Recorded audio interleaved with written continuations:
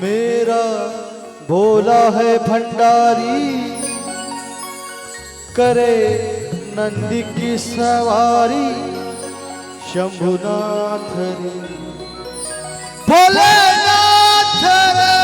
बोले श्री शंकर भगवान की जय। आज घड़ी मत देखना। हाँ हाँ, आज घड़ी देखना ही मत। हाँ, आज तो सबको पूरी रात यहीं पे गुजारनी है। हाँ, पूरी रात सत्संग के पंडाल में। हाँ, महादेव जी के भक्त बनकर। हाँ, जमन ना, घराला कुलप लावून आले ना। हर रोज मैं देखती थी कि जब भी हर रोज मैं आपका ऑब्जर्वेशन करती हूँ पहले दिन से कि जब भी हम पंडाल में आते, पंडाल पूरा खाली। हाँ, जब भी हम पंडाल में आते, पंडाल पूरा खाली, एक भी भक्त नहीं। जो आयोजक, हाँ, कोई दो चार जने सिर्फ, और जो आयोजक मंडली है वो, हाँ, उनका तो भाई होना कंपल्सरी है। हाँ, पण आज कसा बदला घेतला। हाँ, म्हटलं आज यांना बसूनच ठेवाव। हाँ, ऐसा सोचा कि भले आज इनको आने दो, बाद में हम जाएंगे। हाँ, सत्संग सुनने की रीति यही है कि पहले श्रोता आए, बाद में व्यास जी। लेकिन कलयुग है भाई, किसको क्या कहना। हाँ, अब कलयुग में पूरा हिसाब उल्टा हो गया। पहले व्यास जी आते, बाद में आराम से श्रोता आते, बड़े ठाट बाट के साथ। हाँ, अब कलयुग में पूरा उल्टा ही हो गया। पहले नौकर जाता था मालिक के पास कि मुझे काम की जरूरत है, अब मालिक जाता है लेबर के पास, नौकरों के पास कि चला भाऊ 200 रुपये नाही 300 रुपये घ्या। तो म्हणतो माझं जेवण व्हायचं आहे, जेवणाचा डब्बा मी देतो, तू चल पहिले। हाँ, ये तो कलयुग की परिभाषा है, ये कलयुग की परिभाषा है। और इतना मतलब इतना करने के बाद भी उसे अगर कहो कि थोड़ा सा 15-20 मिनट का काम बचा है तो इतना काम निपटा ले, फिर तू घर पे जा, तो वो कहेगा नहीं, उद्यापासून ये ना बंद। हाँ, ये कलयुग का हिसाब है। हाँ, तो इसीलिए हमने भी यही सोचा था कि बस आज साल के आखिरी वाले दिन इनको सबक तो सिखा ही देंगे नवेगांव वालों को। हाँ, ये सोच के ही रखा था कल से ही कि बस आज इनको बिठाएंगे, बाद में हम जाएंगे। तो बैठने के लिए तैयार है ना। हाँ, सब लोग 12 बजे के बाद आरती होगी। हाँ, बैठने के लिए तैयार है ना सब लोग। तो चलो एक बार जोर से जयकारा लगाते हैं, हर हर महादेव। आवाज नहीं आई, हर हर, अब आई आवाज। तो इससे आगे महादेव जी के एक और महत्वपूर्ण अवतार की चर्चा शिव महापुराण में आई है। सबसे प्यारा अवतार है और सबसे ज्यादा कृपा करने वाला अवतार है, जिस नाम का अवतार है भैरव बाबा का अवतार। सब अवतारों में सबसे महत्वपूर्ण, सभी अवतारों में सबसे महत्वपूर्ण अवतार ये है भैरव जी का अवतार। जैसे रुद्र के अवतार हुए, मतलब रुद्र ये शिव जी का ही अवतार है। किस ग्रंथ में ऐसा संदर्भ आया कि प्रकट होने के बाद रुदन नहीं किया, इसीलिए ब्रह्मा जी ने रुद्र का नाम दिया। रुद्र और महादेव में कोई फर्क नहीं। जैसे कि अब जिस भैरव अवतार को हम सुनेंगे, उस भैरव में और महादेव में कोई अंतर नहीं, कोई फर्क नहीं, एक ही है। तो चलो उस अवतार की चर्चा अब यहाँ पर करते हैं। एक बार का प्रसंग है, ब्रह्मा देव और सभी देवतागण आपस में एक दूसरे के सामने खड़े हैं। उनके साथ बड़े ही मतलब जैसे मानो ज्ञान की बातें हो रही थी।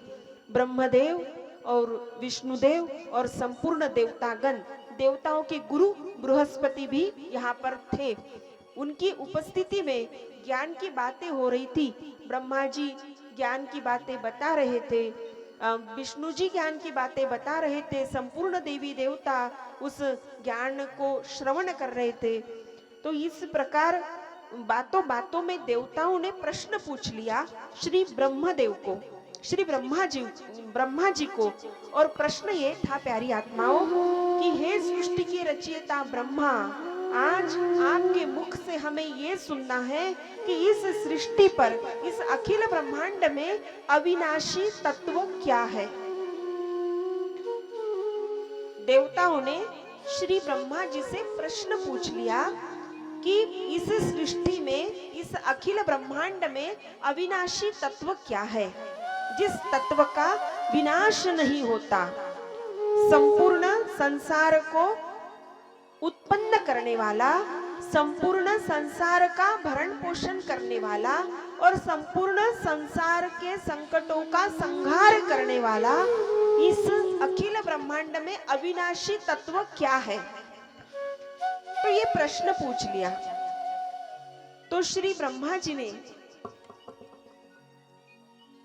स्वयं की तरफ इशारा कर दिया कि ब्रह्मा जी कहते हैं कि अभी तो आप तो देवी देवता हो, स्वर्ग में वास करते हो, हाँ, और आपको तो पता होना चाहिए कि वो अविनाशी तत्व मैं ही हूँ। अब सृष्टि की रचना करने वाले ब्रह्मदेव कहते हैं कि वो अविनाशी तत्व मैं ही हूँ। तो सृष्टि का लालन पोषण, सृष्टि का भरण पोषण करने वाले देवादिदेव श्री नारायण भी वहां पर उपस्थित होते हैं। तो नारायण कहते हैं कि हे ब्रह्मदेव, ये आप क्या सुना रहे? सृष्टि का अविनाशी तत्व आप हो? तो बोलते हैं हाँ, सृष्टि का अविनाशी तत्व तो मैं ही हूं।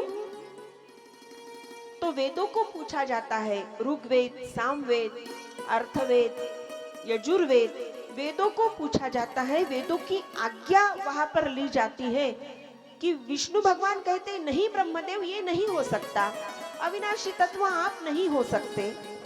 तो वेदों को पूछा जाता है, तो वेद परेश प्रभु शिव का स्मरण करते हुए चार ही वेद इस बात का समर्थन करते हैं कि इस अखिल जगत का अविनाशी तत्व केवल मात्र शिव ही है। हाँ, इस अखिल सृष्टि का, इस संपूर्ण ब्रह्मांड का अविनाशी तत्व अगर कोई है तो वो सिर्फ और सिर्फ केवल मात्र शिव ही है। तो ब्रह्मा जी कहते हैं कि नहीं, अविनाशी तत्व मैं ही हूं। तो जैसे हमने दूसरे दिन प्रसंग सुना था कि ब्रह्मा जी कहते हैं मैं बड़ा, विष्णु जी कहते हैं तुम बड़े। तो यहाँ पर विष्णु जी ये कहते हैं कि ब्रह्मदेव नहीं, अविनाशी तत्व आप नहीं हो सकते, लेकिन अहंकार पूर्ण वाणी के साथ वेदों ने भी कहा कि हमें, हमारी सहमति है इस बात के लिए कि शिव ही अविनाशी तत्व है। लेकिन वेदों का भी उन्होंने नहीं माना, वेदों का कथन भी उन्होंने नहीं माना, और अहंकार पूर्ण वाणी से ब्रह्मदेव कहते हैं कि मैं ही अविनाशी तत्व हूं। तो महादेव जी को क्रोध आता है और महादेव जी के शरीर से प्रकाश का एक पुंज बाहर निकलता है। महादेव जी को क्रोध आता है और उस क्रोधायमान महादेव जी के शरीर से प्रकाश का एक पुंज बाहर निकलता है, और वो प्रकाश का पुंज एक वीर पुरुष महाबली का रूप धारण करता है। और महादेव जी उस महाबली को पुकारते हैं कि हे मेरे प्यारे भैरव, ब्रह्मा जी पर शासन करो, ये मेरी आज्ञा है, ब्रह्मा जी पर शासन करो। अब जैसे ही महादेव जी की आज्ञा मिलती है तो ये आक्राल रूप धारण करके, विकराल रूप धारण करके ब्रह्मा जी के पास जाता है। ब्रह्मा जी की आज्ञा थी कि ब्रह्मा जी पर शासन करो। तो इतना आक्राल विकराल रूप धारण करते हैं भैरव जी, और उनके नाखून मात्र से ही ब्रह्मा जी का जो पांचवा मुख है, उस पांचवें मुख का छेदन कर देते हैं भैरव जी। अब ब्रह्मा जी कहते हैं कि ये मेरे साथ क्या हुआ। तो विष्णु देव कहते हैं कि यही तो समझाने का मैं प्रयास कर रहा था तब से कि अविनाशी तत्व आप नहीं हो। तो बोलते हैं अब कर लिया अविनाशी तत्व का दर्शन। हाँ, तो बोलते हैं कि मैं तो अब क्षमा प्रार्थी हूँ, हे महादेव, हे सांब सदा शिव, अब मैं तो क्षमा प्रार्थी हूँ। तो कहते हैं कि अब तो सिर छेदन हो गया, अब मेरे हाथ में कुछ भी नहीं है, ये भैरव है और ये काल का स्वरूप है। और भैरव अपने नाखून मात्र से ब्रह्मा जी के पांचवें सिर का छेदन करते हैं। तो अब तो चतुर्मुख ही, चार मुख ही रह गए ब्रह्मदेव के। और इसी प्रकार ब्रह्मदेव को महादेव जी क्षमा करते हैं विष्णु जी के कहने के अनुसार। और फिर भैरव जो महादेव जी के शरीर से एक प्रकाश पुंज निकला था और उस प्रकाश पुंज से जो वीर पुरुष महाबली के रूप में प्रकट हुआ था, जिसे भैरव कह के पुकारते हैं महादेव जी। तो महादेव जी कहते हैं कि ब्रह्मा का तो हो गया, लेकिन हे भैरव, सृष्टि की रचना करने वाले परम अधिकारी ब्रह्मा का तूने शिरच्छेद किया है, तो ब्रह्म हत्या का पातक तो लगा ही है। तो भैरव कहते हैं कि क्या आज्ञा है अब। तो तभी आकाशवाणी होती है, और आकाशवाणी ये होती है कि हे भैरव, तुझे तप करने के लिए एक पावन क्षेत्र में जाना होगा। तो भैरव कहते हैं कि उस पावन क्षेत्र का क्या नाम है, मैं जाने के लिए तैयार हूँ, तनिक आप मुझे नाम बताइएगा। तो आकाशवाणी फिर से होती है, और आकाशवाणी के ये शब्द है कि हे भैरव, ब्रह्म हत्या के पातक से, या ब्रह्म हत्या के पातक का तुझे अगर नाश करना है तो तुझे काशी क्षेत्र में जाकर तपश्चर्या करनी पड़ेगी।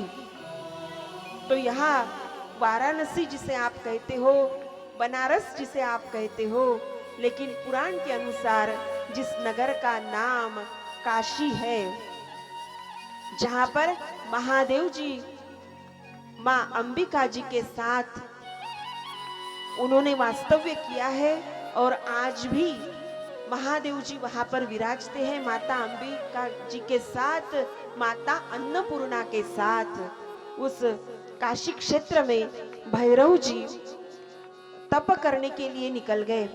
अब इन्होंने तप किया, और तप करने के पश्चात महादेव प्रसन्न होते हैं, और महादेव कहते हैं कि हे भैरव, काशी छोड़ के अब तुझे जाना नहीं है, तेरा वास्तव्य अब काशी में ही रहेगा, तुझे काशी में ही रहना है, तू काशी का अधिपति है, तू काशी का अधिपति है।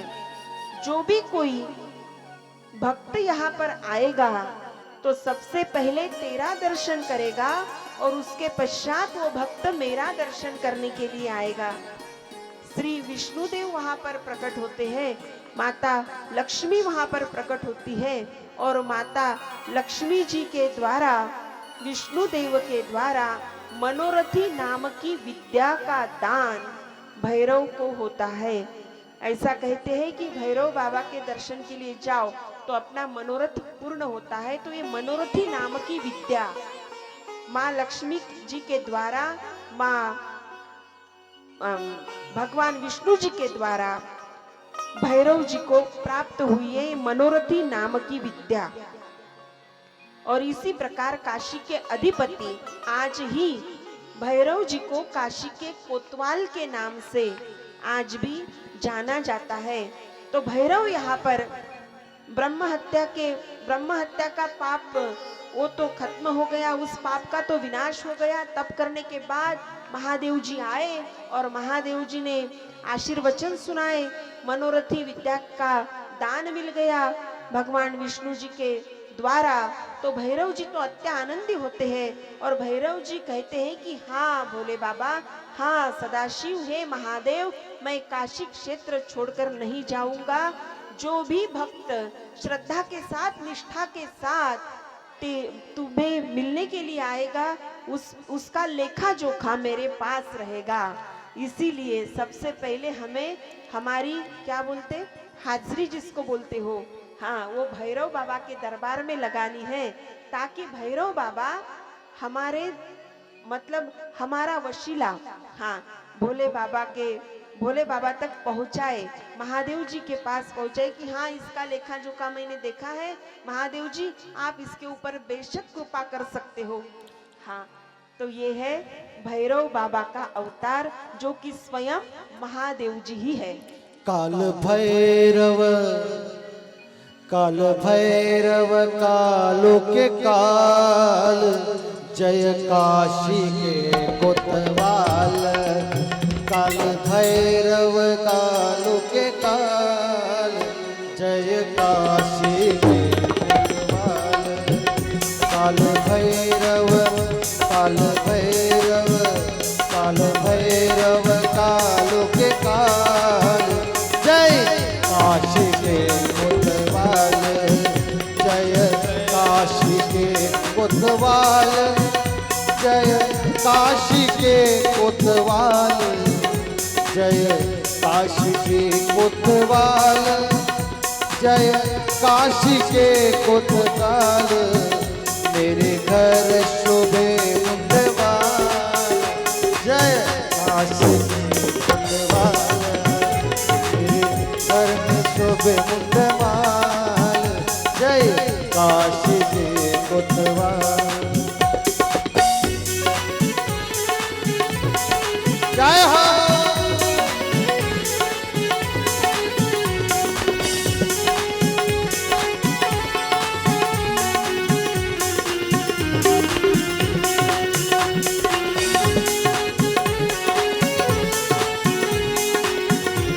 बोलिए काल भैरव महाराज की जय हो।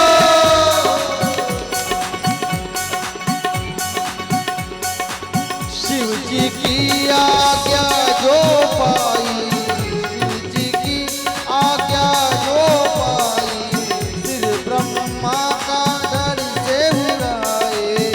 तीनों लोक में मची तबाही, देवगन की त्राही त्राही, तेरी धून गाए महाकाल। जय काशी के कोतवाल, काल भैरव काल के काल, जय काशी के कोतवाल। जय हो। ताली के साथ हरि बोल।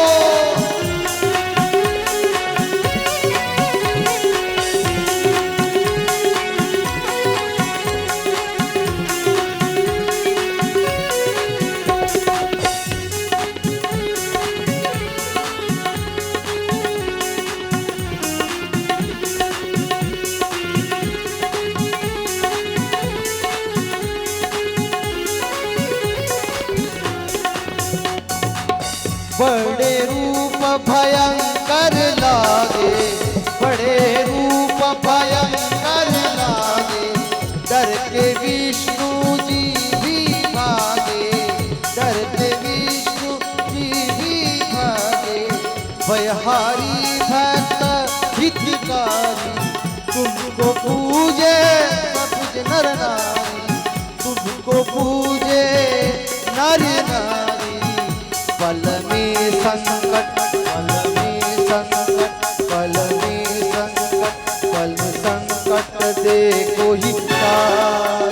जय काशी के कोतवाल, काल भैरव कालो के काल, जय काशी के कोतवाल। श्री शिवाय नमस्तुभ्यं।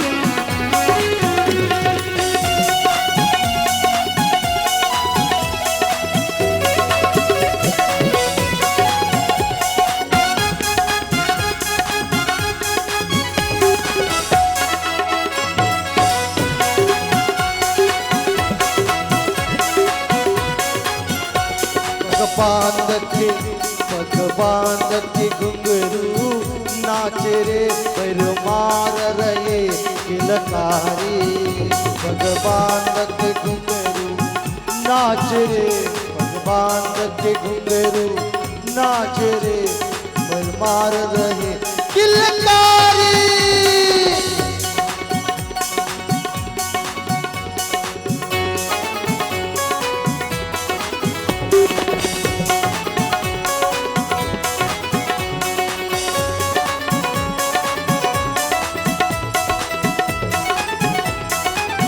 जय हो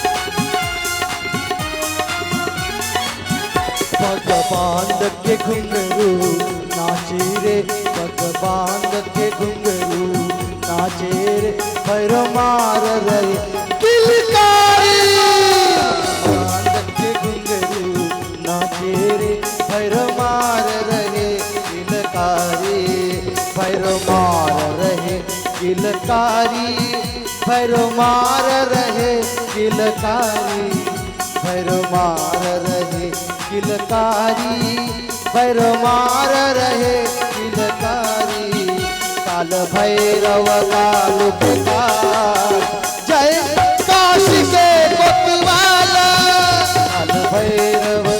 काल भैरव काल के काल जय काशी के कोतवाल काल भैरव काल के काल जय काशी के कोतवाल जय काशी के कोतवाल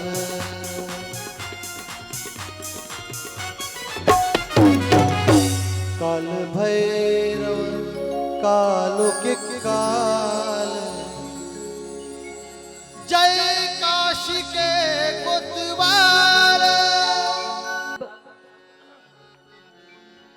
भैरव अवतार अर्थात स्वयं महादेव ही है और इसके पश्चात यहाँ पर महादेव जी के अनेकों अनेक अवतारों की चर्चा यहाँ पर हुई है।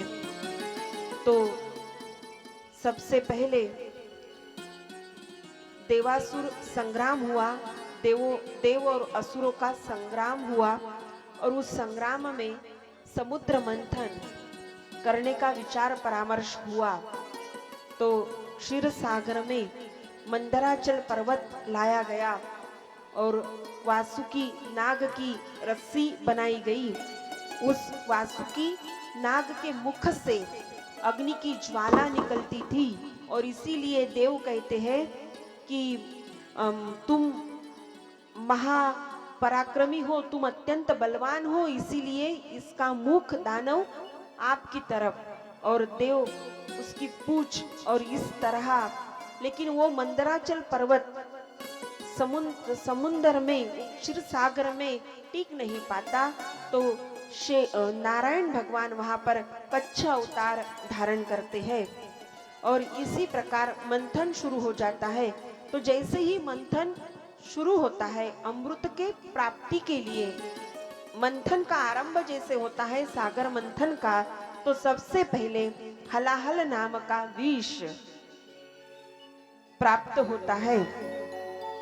ये तो इस बात का ही संकेत है, ये भी एक बहुत बड़े विचारधारा का संकेत है कि कुछ भी अगर अच्छा पाने की चाह रखते हो तो सबसे पहले विष का पान तो करना ही होगा। हाँ, विष का पान सबसे पहले, मतलब बड़े कठिन रास्ते से जाना होगा। विष का पान करते करते ही जाना होगा, तभी तो अमृत की प्राप्ति होगी। हाँ, तो सबसे पहले हलाहल नाम का विष निकला। अब जैसे ही विष निकला तो सब सृष्टि काली हो गई और सभी को इस बात का संकेत लगा कि सृष्टि अब नहीं रहेगी। तो क्या करें?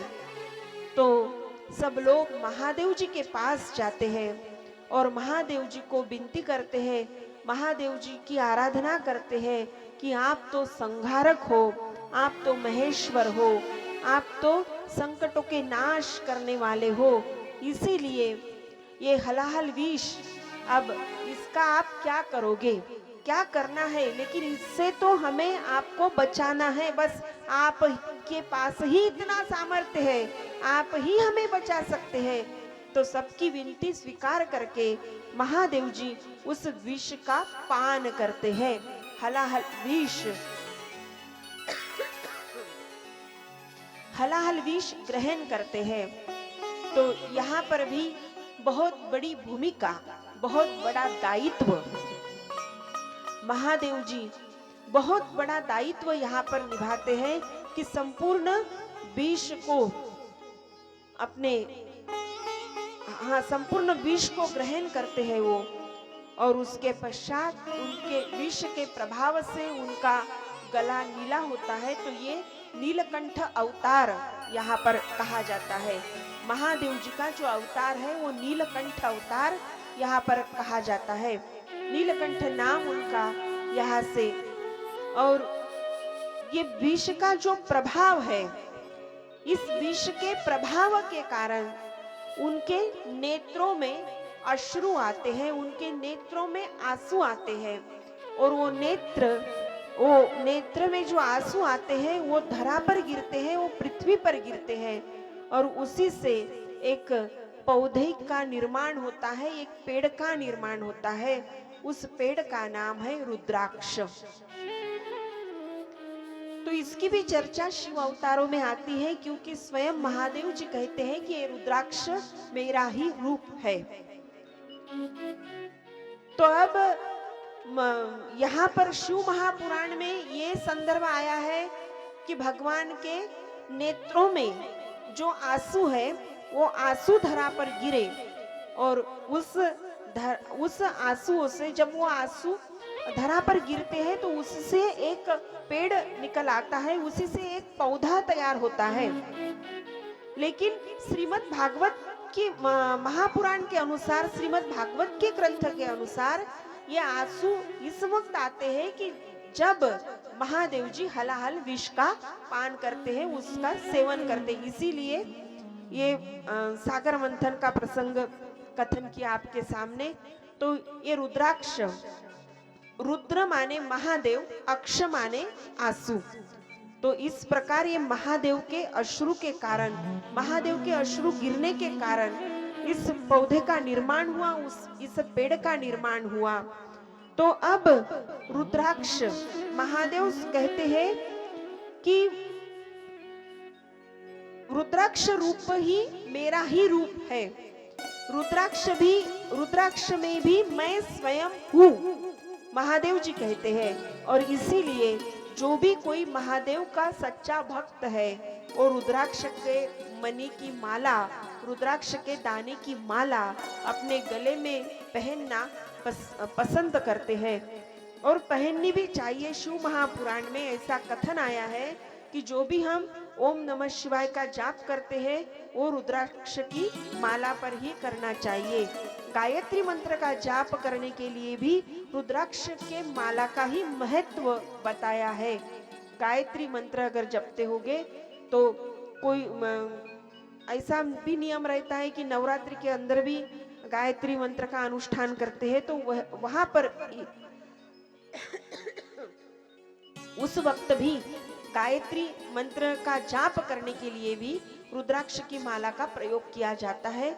और रुद्राक्ष की माला से अगर ये जाप करे तो विशेष प्रभावकारी ये जाप होता है, विशेष फल की प्राप्ति देने वाला ये जाप होता है। तो रुद्राक्ष का अब संदर्भ आया ही, तो चलो पूरा जान लेते हैं रुद्राक्ष के बारे में।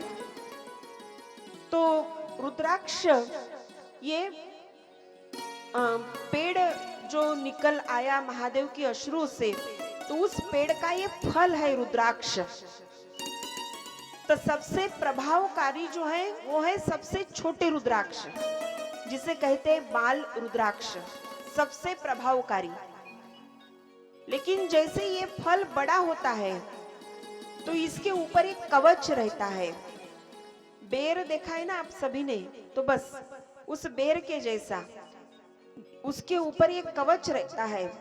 अब जैसे ही धूप के ये अंदर का दाना, अंदर का मन का जैसे ही परिपक्व होता है, तो उस फल के ऊपर जो कवच रहता है वो क्या होता है कि ऐसे एक बार, दो बार, तीन बार ऐसे वो फूट जाता है वो कवच। तो जैसे जैसे वो क्रैक हो जाता है ऊपर का कवच, तो वैसी वैसी धाराएं रुद्राक्ष के ऊपर बनती है। और जितनी धाराएं रुद्राक्ष के दाने के ऊपर आती है, जितनी धाराएं रुद्राक्ष के मनके के ऊपर आती है, तो कहा जाता है कि वो सब धाराएं रुद्राक्ष का मुख है। जैसे किसी रुद्राक्ष के मनके पर 5 धाराएं आई है, तो उसे कहा जाता है पंचमुखी रुद्राक्ष। किसी रुद्राक्ष के दाने पर 7 धाराएं आई है, तो उसे कहा जाता है सप्तमुखी रुद्राक्ष। तो सबसे प्रभावी रुद्राक्ष है जो सबसे छोटा होता है, बाल रुद्राक्ष। और उससे भी ज्यादा और प्रभावकारी रुद्राक्ष है, वो है एक मुखी रुद्राक्ष। जिस रुद्राक्ष के ऊपर एक ही धारा आती है उसे कहते एक मुखी रुद्राक्ष। लेकिन ये एक मुखी रुद्राक्ष अत्यंत दुर्लभ है, ये बहुत आसान तरीके से नहीं मिल पाता, ये बहुत दुर्लभ है। क्योंकि ये एक मुखी रुद्राक्ष का दाना, एक मुखी रुद्राक्ष का फल, एक मुखी रुद्राक्ष का मन का एक पेड़ को 12 साल में सिर्फ एक बार एक ही फल आता है। 12 साल में एक बार, और आएगा तो सिर्फ एक ही फल आएगा, एक ही मन का मिलेगा। 12 साल में सिर्फ एक मनके की प्राप्ति होती है पेड़ रुद्राक्ष का, और उस रुद्राक्ष के पेड़ की ये विशेषता है।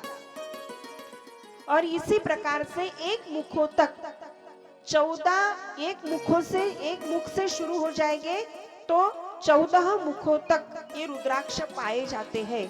शिव महापुराण में संदर्भ आया है कि एक मुख से 14 मुख तक रुद्राक्ष पाए जाते हैं। अब कोई आपसे कहे कि मेरे पास 20 मुखों वाला रुद्राक्ष है, मेरे पास 15 मुखों वाला रुद्राक्ष है, तो उन्हें कहना कि हमने भाई शिव महापुराण की कथा सुनी है, हमें पता है। हाँ, अब रुद्राक्ष एक मुख से 14 मुखों तक, जैसे कोई छात्र हो, जैसे कोई विद्यार्थी हो, तो वो विद्यार्थी बाल रुद्राक्ष जो विद्या आत्मसात करना चाहता है, जो ज्ञान आत्मसात करना चाहता है, वो बाल रुद्राक्ष अपने गले में पहन सकता है। जिसको अपने व्यवसाय में वृद्धि चाहिए, वो व्यवसाय की वृद्धि के लिए 9 मुखी रुद्राक्ष धारण कर सकता है। अब जिसको तो सबसे स्पेशल बनना है, extra ordinary personality it is called, सबसे स्पेशल मैं बनूं, हाँ, तो उनको एक मुखी रुद्राक्ष पहनना है। लेकिन एक मुखी रुद्राक्ष पहनना तो है, लेकिन वो असली होना चाहिए, तभी प्रभाव होगा। हाँ, अगर वो असली नहीं है तो प्रभाव नहीं हो पाएगा, और उसके नियम की पूर्तता करनी पड़ेगी। उसके नियम है, बहुत सारे नियम है, और वो नियम के साथ अगर आप एक मुखी रुद्राक्ष को धारण करते हैं तब भी प्रभाव होगा।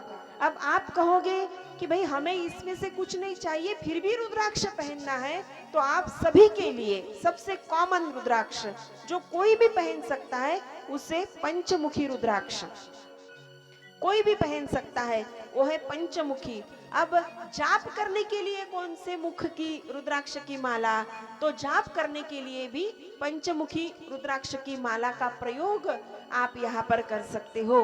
और इसमें भी 108 मन के होना जरूरी है, और सबसे बड़ा वाला जिसे महामेरु कहते हैं, तो रुद्राक्ष की माला में वो महामेरु होना भी उतना ही जरूरी है जितना कि तुलसी की कंठी में। लेकिन एक बात है, तुलसी की कंठी पहने रहो तो पहने ही रहो, हाँ, पहने ही रहो, ये तो नहीं निकालते तुलसी की कंठी। अंतिम समय में भी सब सोने के जेवर निकाले जाएंगे, लेकिन तुलसी की कंठी कोई नहीं निकालेगा। हाँ, ये तो हमारे साथ ही आएगी, तुलसी की कंठी की ये विशेषता है। लेकिन रुद्राक्ष की माला अगर पहनना चाहते हो तो रुद्राक्ष की माला का ये नियम है कि सूर्यास्त हो गया तो उसके बाद, जिसको हम संध्या कहते हैं, तो बस उस संध्या के समय नहीं अगर आपको स्मरण रहा तो सोने के पूर्व रुद्राक्ष की माला उतारना जरूरी है। हाँ, नहीं तो फिर उस वो माला पवित्र नहीं रह पाएगी या उस माला का कोई प्रभाव नहीं रहेगा।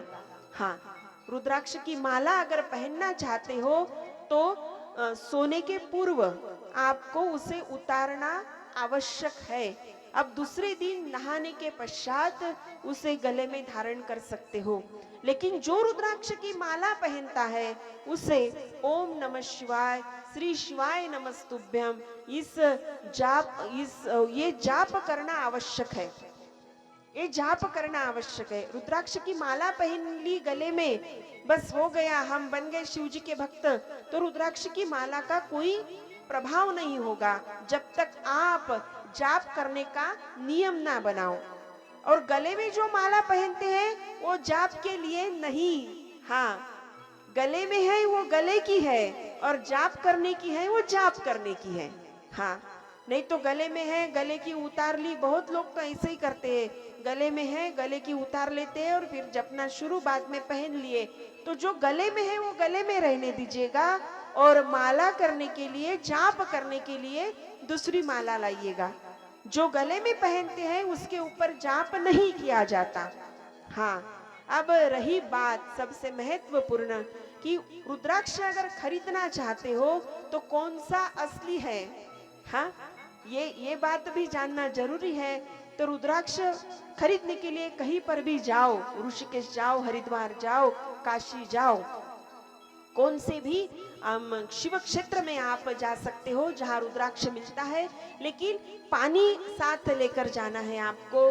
पानी, ग्लास में अगर पानी है तो उस पानी भरे ग्लास के अंदर रुद्राक्ष डालना है आपने।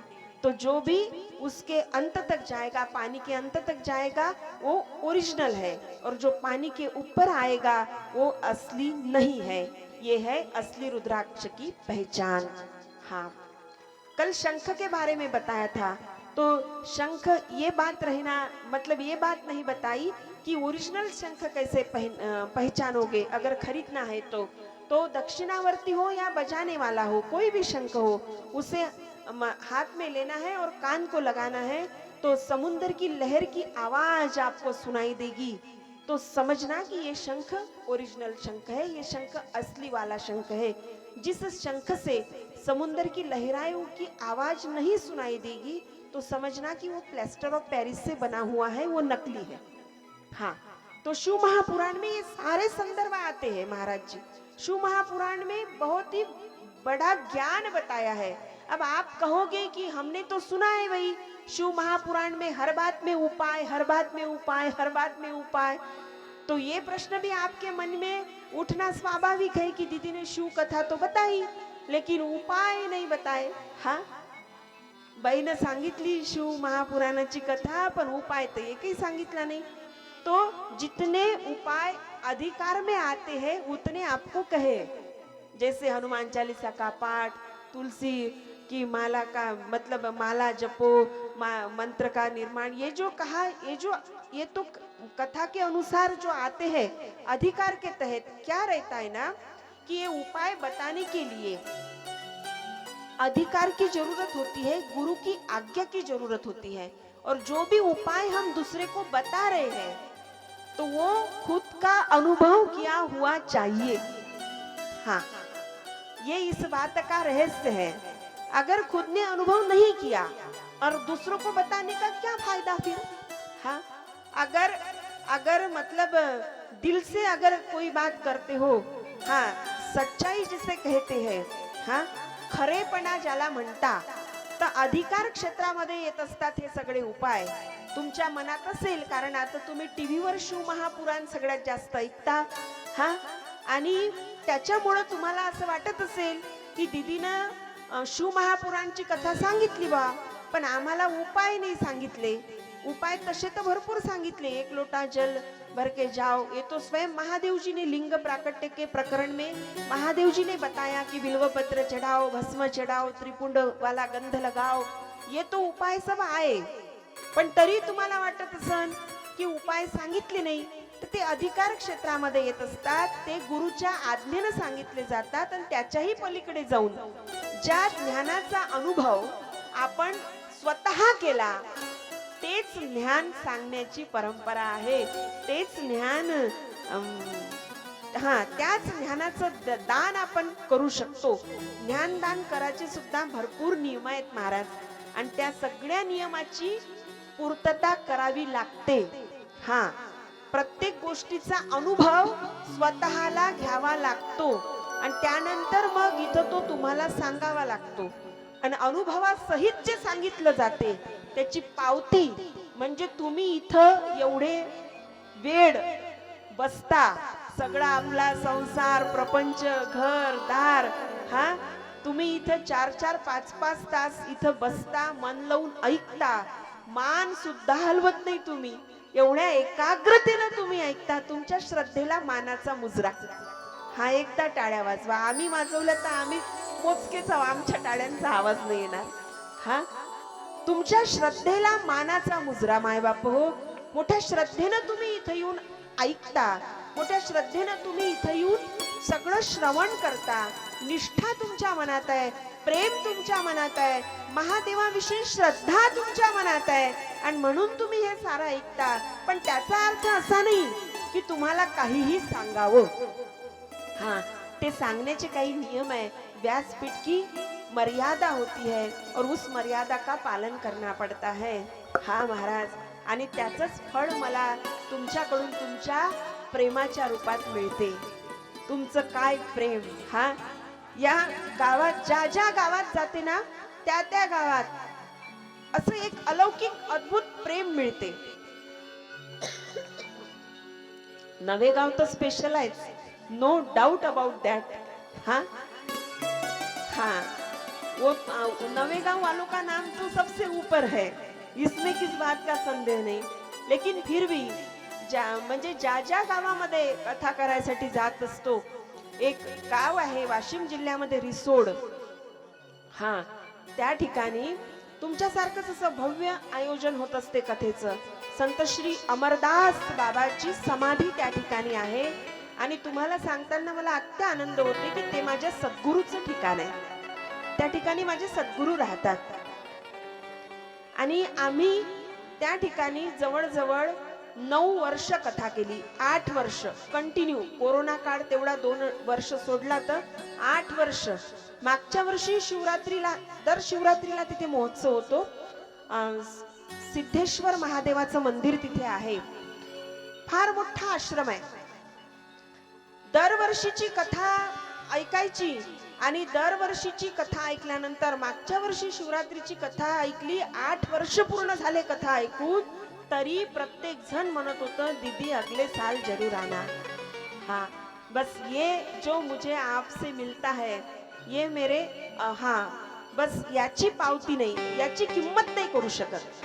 हे जे मिळते. आणि आता जेव्हा त्यांना कळलं की शिवरात्रीला यावर्षी दीदी आपल्या इथे येणार नाही, कारण मागच्या वर्षी शिवरात्र झाली आणि शिवरात्रीच्या दुसऱ्याच दिवशी अहमदनगर जिल्ह्यातून फोन आला की 4 वर्षापासून आम्हाला इच्छा आहे, आम्ही तुमची कथा आमच्या इथं घ्यायची इच्छा आहे, म्हणून आता शिवरात्रीच्या दुसऱ्याच दिवशी फोन केला.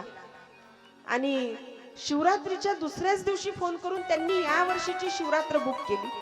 आता तिथल्या लोकांना हळूहळू कळलं, बॅनर लागले, मीटिंग झाली, चर्चा झाली, मग त्यातून सगळ्या ट्रस्टींद्वारे कळलं की इस साल दीदी नाही आएगी. आपल्या इथं ज्या आदरणीय डॉक्टर बसल्या आहेत ताई लांजेवार, डॉक्टर ताई लांजेवार, त्यांची बॅचमेट तिथे राहते. ती पण डॉक्टर आहे, डॉक्टर सुनीता सारट, आणि ती माझी जीवाभावाची मैत्रीण आहे. तर ती तुम्ही म्हणजे त्यांना माहिती आहे तिथली माहिती, म्हणून मी पुरावा दिला की आता त्यांना कळलं. तर दिवसभरातून 4-5 फोन, दिवसभरातून 6-7 फोन. म्हणजे असं काय झालं दीदी यावर्षी तुम्ही येणार नाही, असं काय झालं यावर्षी तुम्ही येणार नाही. मला हे सांगायचंय, स्वतःची प्रशंसा करायची नाही जी मला कधीच आवडली नाही. कारण साधेपणा आवडतो मला, प्रशंसा दिखावा तुम्ही अनुभव केला असेल, नाही आवडत. आम्ही त्याच्या वाटी कधी गेलो नाही आणि त्याच्या वाटी गेलो नाही म्हणूनच हे फळ आम्हाला मिळालं. म्हणूनच हे फळ मिळालं. पैसा नाही कमावता आला महाराज, पण तुमचं प्रेम मात्र कमावता आलं. हा, तुमचं प्रेम मात्र कमावता आलं. आज आम्ही पोळे दादांच्या घरी गेलो, काय त्यांचं प्रेम. त्या दिवशी कांचनताईच्या घरी गेलो. हा, काय काय प्रेम प्रत्येकाच्या घरी जेव्हा आम्ही जातो. हा, पण याच्यासाठी नवेगाव आणि आम्ही, नवेगाव आणि आम्ही, तुम्ही आणि आम्ही, याच्यामध्ये जो प्रेमाचा बांध तयार झाला, याच्यासाठी हे सगळं श्रेय फक्त दोनच महान व्यक्तींना जाते. ते म्हणजे तुमचे दोन्ही लाडाचे व्यक्तिमत्व आहेत. एकदा जोरदार टाळ्या झाल्या पाहिजे, मोठा भाई आणि कमलभाई जयस्वाल. हा, मुंडी पारला आमची कथा शुरू होती, मुंडी पार को हमारी कथा शुरू थी, और बस वैसे ही जैसे आते हैं फोर व्हीलर से, वैसे ही ये दोनों एक साथ वहां पर आ रहे थे. तो इनकी मतलब गाड़ी आगे गई तो दोनों में विचार परामर्श हुआ कि कथा शुरू है, कोई लेडी है जो कथा कह रही है. तो दोनों में परामर्श हुआ कि चलो सुनकर देखते हैं कथा कैसी है क्या है. तो वो आए, कथा में बैठे, समापन की ओर ही जा रहे थे. आधा एक घंटा 15-20 मिनिट ही कथा में बैठे. पण आता काय म्हणाव त्यांच्या स्वभावाला. हा, त्यांचा स्वभाव म्हणजे ते आलेत आम्हाला भेटायला, अगदी साधेपणानं बसले, ओळख नाही काही नाही, पहिलीच भेट. लेकिन मोटा भाई की तो खासियत ही है, उनकी तो विशेषता ये स्पेशलिटी कहेंगे. हाँ, जिनके सामने वो बैठे उनको अपना ही बना देंगे. हाँ, तर त्यांच्या हृदयामध्ये साक्षात ठाकूरजी आहे, त्यांच्या घरी साक्षात जमुनाजी आहे, त्यांच्या गळ्यात तुळशीची माळ आहे. आणि म्हणून त्यांची स्पेशालिटी आहे की ज्याच्या समोर बसतील त्याला आपलं करून टाकतील. आणि म्हणून त्यांनी सांगितलं की ठीक आहे, आमचं जर ठरलं तर तुम्हाला कळवू. हा, हलकस बोलणं झालं, बिलकुल साधेपणात, काहीच नाही. पण केवढा मोठा योग आला. पहिल्या वर्षी भागवत कथा झाली, दुसऱ्या वर्षी राम कथा झाली. कोरोनाचा एवढा मोठा ब्रेक गेला, पण एवढ्या कोरोनाचा ब्रेक गेल्यानंतरही तुम्ही कथेसाठी, सेवेसाठी, तुमच्या सेवेची संधी तुम्ही मला दिली. हे या गोष्टीचं प्रमाण आहे मायबाप हो, की जे काही इथून व्यासपीठावरून तुम्हाला सांगितलं जाते ते अनुभवासहित सांगितलं जाते, ते निष्फळ सांगितलं जात नाही. आणि म्हणून तुमच्यामध्ये आणि आमच्यामध्ये प्रेमाचा एवढा मोठा बांध तयार झाला. हा, तुमच्या गावाचंच नाव आहे नवेगाव बांध, नाही का. हा, आणि म्हणून हे अतूट प्रेम तयार झालं. आता या प्रेमाला विसरता येणार नाही. हा, आता या प्रेमाला विसरता येणार नाही. एक अतूट प्रेम या ठिकाणी तयार झालं. आणि मला हे सांगायचं आहे, एवढं मोठं सांगायचं कारण असं, इतना सब कुछ बताने की वजह सिर्फ ये है कि व्यासपीठ ने अगर आपको अधिकार दिया तो व्यासपीठ से आप मर्यादा का पालन करते हुए सिर्फ इतना ही बताओ जिस बात का आपने खुद ने अनुभव किया हो. वो व्यासपीठ की मर्यादा है, वो व्यासपीठ का नियम है. इसीलिए जो भी है, जिस बात का अनुभव किया है, वो बातें पूरी प्रामाणिकता के साथ आपके सामने कहने का प्रयास किया. उन बातों का व्याख्यान आपके सामने करने का एक प्रामाणिक प्रयत्न आपके सामने किया इन दिनों में. और शिव महापुराण के नजदीक, हा, आता आपण एवढ्या जवळ आहो महादेवाच्या, की आता फक्त एक स्टेशन उरलाय, त्याचं नाव आहे उद्या. हा, उद्याच्या सत्राचं एक स्टेशन उरलाय. बस उतना एक स्टेशन हम अगर पार कर लेते हैं तो बस महादेव तो हमारे ही हो जाएंगे, भोलेनाथ तो हमारे ही हो जाएंगे. हा, आणि म्हणून असा मनात गैरसमज करू नका की दीदीने बा उपाय नाही सांगितले, असं नाही. म्हणजे त्याच्यासाठी मर्यादा आहेत, अधिकार क्षेत्र आहे, गुरुची आज्ञा लागते. आणि म्हणून आणि बाकी जे आहे ते तुम्ही सगळं ऐकतच आहात. आताही पुढे आपण कथा ऐकणारच आहोत. पण चला, सुंदर महादेवाचं अभिवादन करूया, महादेवाला विनंती करूया, महादेवाची आराधना करूया. आणि समोरच्या विषयाकडे जाऊया. मेरा मामा गुन गा के मेरा दिल मस्ताना हो गया. तालियों के साथ वो मेरा मन दीवाना हो गया. शिव नाम गुन गा के मेरा दिल मस्ताना हो गया. शिव नाम गुन गा के. जय हो. तालियों के साथ वो श्री शिवाय नमस्तुभ्यं.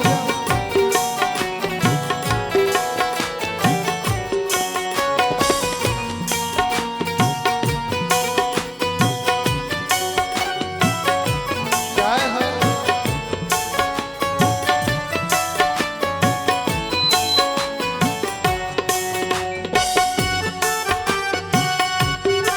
हरि बोल.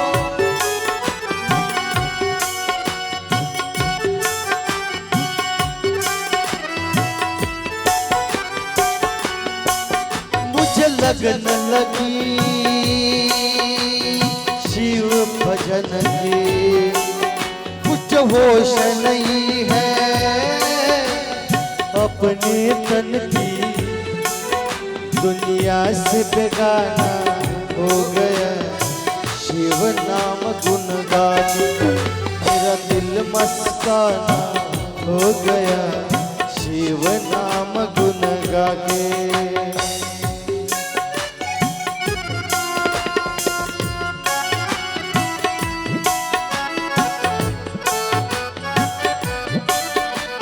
जय हो.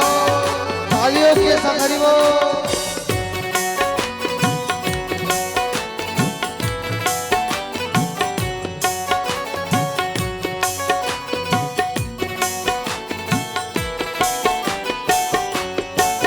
हर रोज प्रभु मैं तेरा नाम पुकारूं.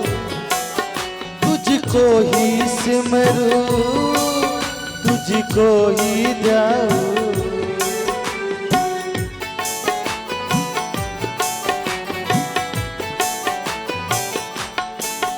हर रोज प्रभु मैं नाम पुकारूं. तुझको ही सिमरूं तुझको ही ध्यान. मेरा मन मस्ताना हो गया. शिव नाम गुन गा के मेरा मन दीवाना हो गया. शिव नाम गुन गा के.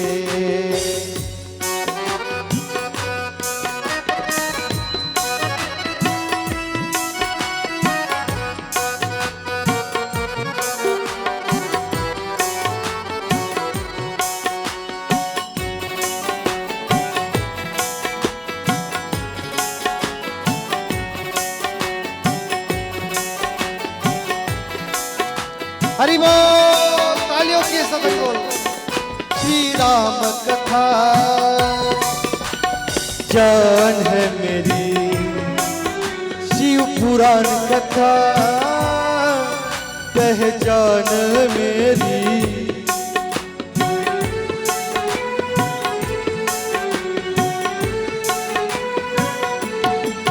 श्री राम कथा जान है मेरी. श्री पुराण कथा पहचान मेरी. जीने का सहारा मिल गया. शिव नाम गुन गा के जीने का सहारा मिल गया. शिव नाम गुन गा के मेरा मन मस्ताना हो गया. शिव नाम गुन गा के.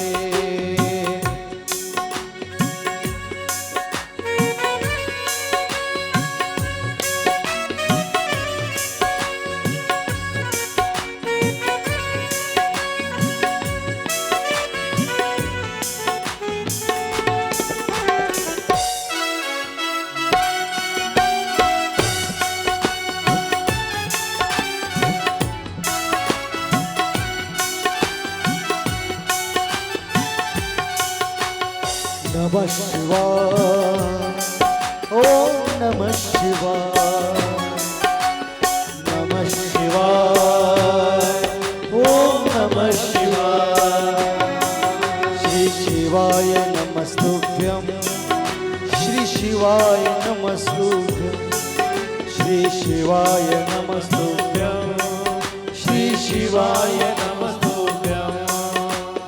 मेरा मन दीवाना हो गया शिव नाम गुण गाके, मेरा दिल मस्ताना हो गया शिव नाम गुण गाके।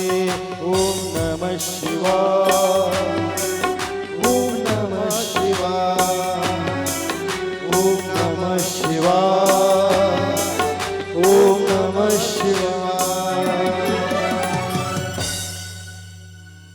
मेरा मन दीवाना हो गया शिव नाम गुण गाके, मेरा दिल